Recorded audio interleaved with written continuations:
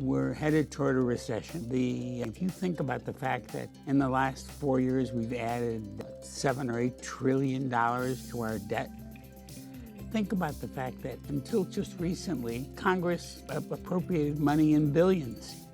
When the word trillions didn't exist, people got crazy and they, in effect, overinfected the world with way too much liquidity.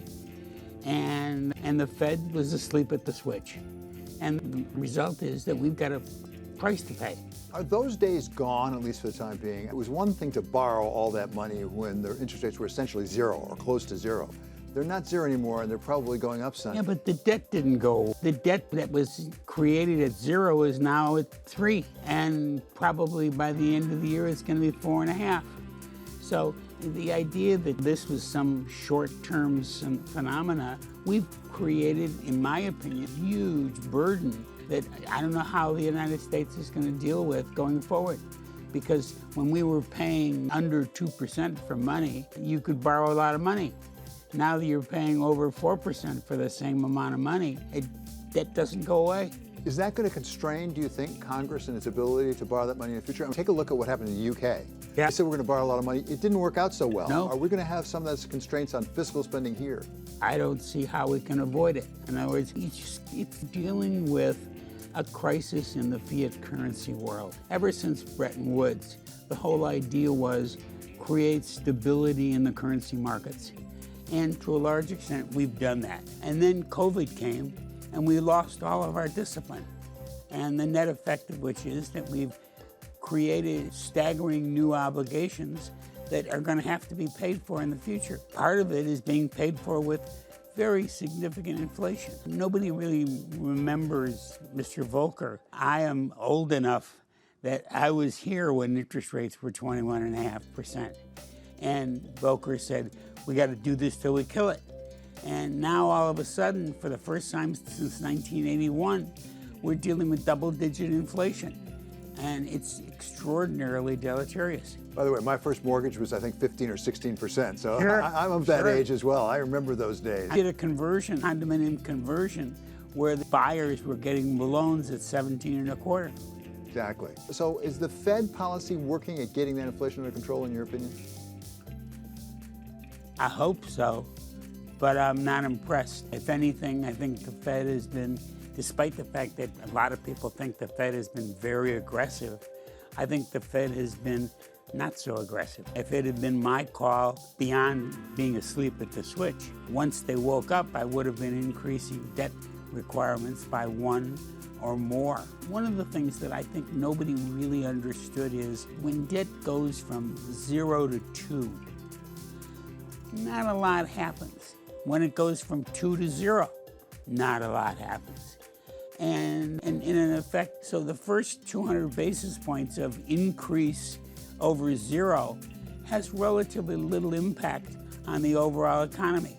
It's when interest rates start to go from 4 to 5, et cetera, that you really see an impact. What is the pain level that we're going to experience in order to get inflation under control? The Fed has said there's going to be pain. Yep. What's it going to look like? What's it going to look like in unemployment? What's it going to look like in business failings? What is it going to look like in defaults? I think it starts with the fact that we've never really had significant recession without a liquidity crisis. And, you know, the Fed's been buying $80 billion worth of debt a month. And now the Fed's going to stop buying $80 billion a month.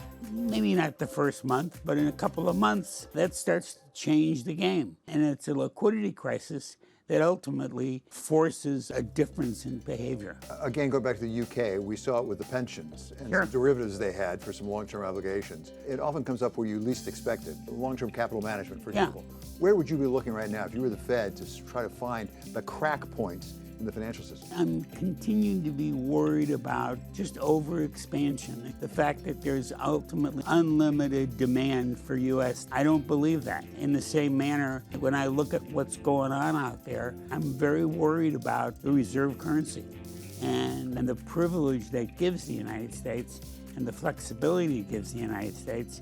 And if we lose that stature, and we've seen stuff where, you know, Russia and China are trading in either rubles or yuan, or Saudi Arabia is talking about selling oil for yuan. If we lose control of the reserve currency status, you're talking about a significant hit to our standard of living. To some extent, 10% inflation is the first step toward deteriorating our standard of living.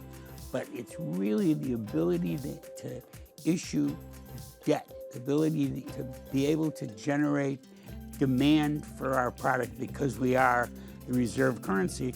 It gives us an enormous advantage over the rest of the world. I talked to Ray Dalio recently and asked him about the strength of the dollar. He says, not the dollar is so good, it's just all the other fiat currencies are that much worse. That's terrible. That's right. So what kind of jeopardy does that put the dollar in if somebody actually figures out a way to do it a little better?